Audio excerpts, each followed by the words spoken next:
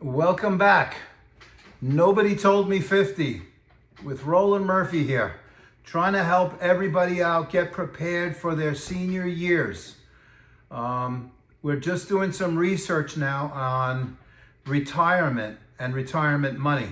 Yesterday we covered our physical fitness and how we need to stay focused and stay healthy and do some type of exercise to keep us healthy, wealthy, and alive and happy and prosperous. So now we're getting into the financial aspect of it, which is like, who out there in America has $1 million, $1 million to retire on? Well, it turns out that that number is between 2.5 to 3.2% of the entire population of Americans. And that's not a very big number. I am also not in that category either. I was, but I'm not anymore. Somebody took care of that. So always make sure that you have a little nest egg, a little fund for yourself as you're maturing and getting older. Have your silver, your gold, your 401k, whatever in your own name, your mom's name, your kid's name, somebody's name that would ensure its safety. If you have to put it abroad, put it abroad. And then so on and so forth. So so having enough funding to retire is a little bit troublesome now for almost every single person, from Kansas all the way to New York to Texas. It's very difficult. People trying to get along, especially like say in California, the cost of living is astronomical. I've only been out there a few times on vacation. It's kind of big, kind of like unfriendly. The roads, people live on highways. I wasn't too in love with it. Actually, the last time I think I went was like 2008. And my son was riding a motorcycle through the streets, which I didn't like. But he finally got that out of his system. I sold my motorcycles. No more motorcycles for me. I'd rather be healthy, wealthy, and alive. Be able to go to the gym, go to the beach, go to the bank and bring cupcakes and chocolate chip cookies to the tellers. No, I'm only kidding. I don't do that. But if anybody wants to bring me some chocolate chip cookies, that you're more than welcome to do so. So you got to start as soon as you get out of college. As soon as you get out of college, you got to start a little fund. You got to start a little savings, preferably into the stock market, something that's S&P 500, Berkshire Hathaway, that grows between 7 and 19% annually. The S&P goes 6 to 10% annually.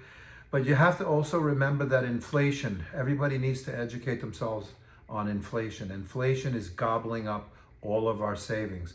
You'll have $50,000 in the bank and you think you can retire on that with $1,000 or $2,000 in Social Security.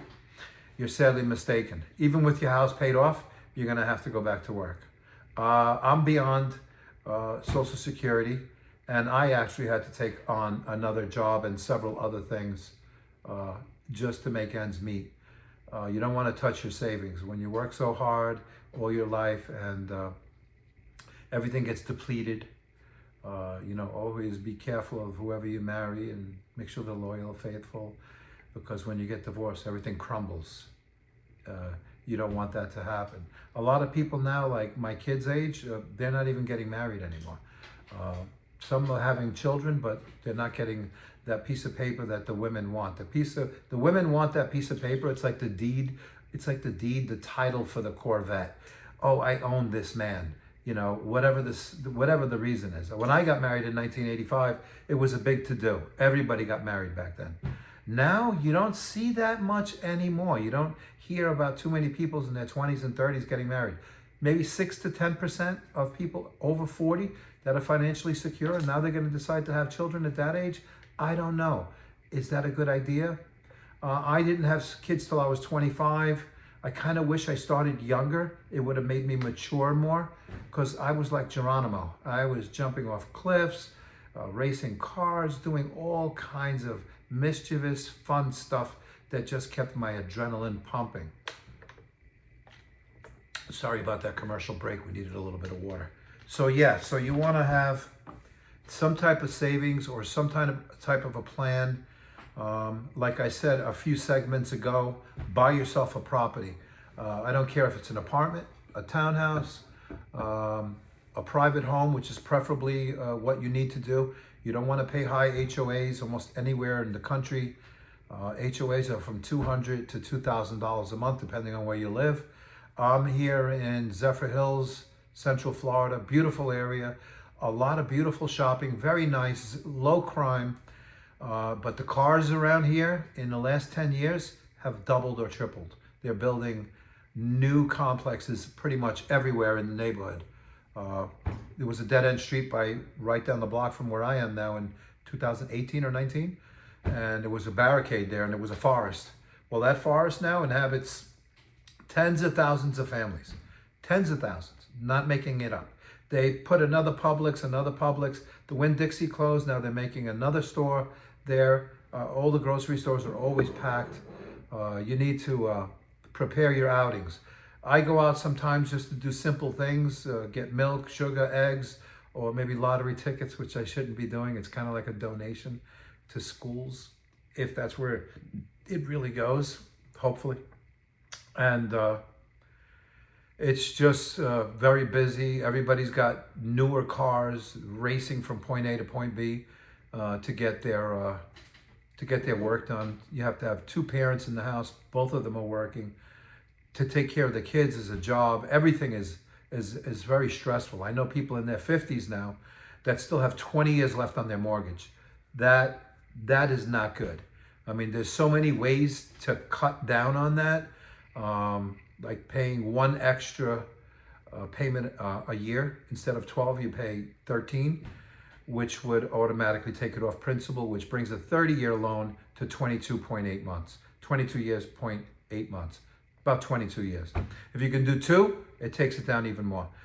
Instead of Googling or watching and looking at Instagram, look at finances and things that are going to help you. In the case of a breakup, everything gets dissolved. Everything disappears.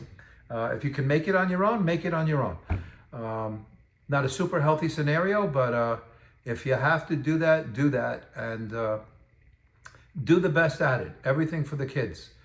Take care of your grandparents, take care of your parents, everybody that helped you in life. Always stay in communication with them.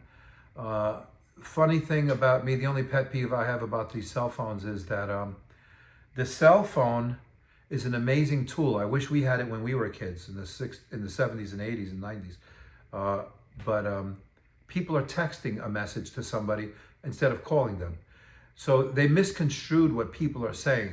Somebody could say something that sounds derogatory, but they were saying it as a joke, and then the other person gets upset, and then they block you. So try to always communicate, talk by phone, avoid texting when you're driving, get into your investments early in life. Like I said, right out of college, even high school, there's some people doing amazing things.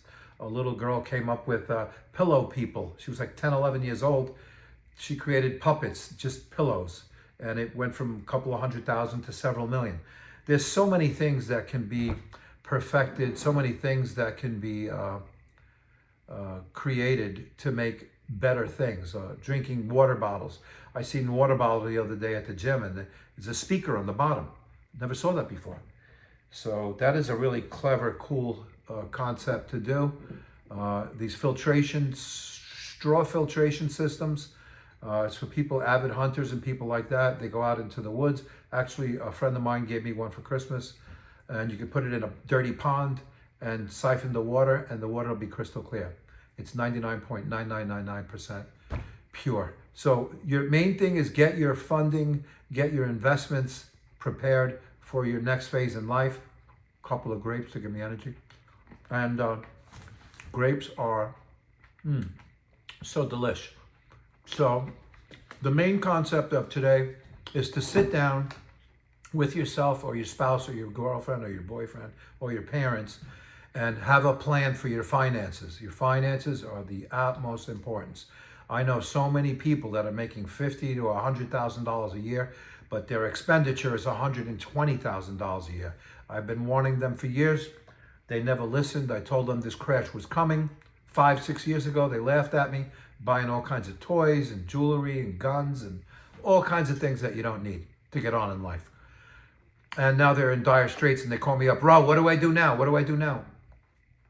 You got to do this. You got to trim from this. You got to trim from that. You got to trim. You got to trim all these things that you think you need. You don't really need them. You can do without. You can go on vacation 1 or 2 times a year. You don't have to go monthly. Don't waste your time on Instagram and all these other shops. Just sitting there watching things. I mean, if you're scrolling and you're doing something educational that's going to be beneficial, like your kids want to go on YouTube to learn things about astrophysics, law, nursing, medical, anything that's beneficial, let them do that. That's an excellent tool for kids, for grandkids, and for parents, people 50, 55 plus that have lost their jobs. They don't want to get rehired. Not that they don't want to get rehired, they won't rehire them. Not because of their physical condition, they just think that their faculties are not there anymore. So they kind of have like restrictions, and they have all kinds of templates to go by. Oh, he's 67 years old. We don't need him. He's not going to be functional. We can't have him as a supervisor. Put him in as an entry-level guy running a forklift or something like that. And they always look for a reason to fire you and get somebody else younger so they could take advantage of them and pay them less. You need to program your life. You need to prepare yourself for your future, regardless of your age. If you're 50 or 65, your life isn't over.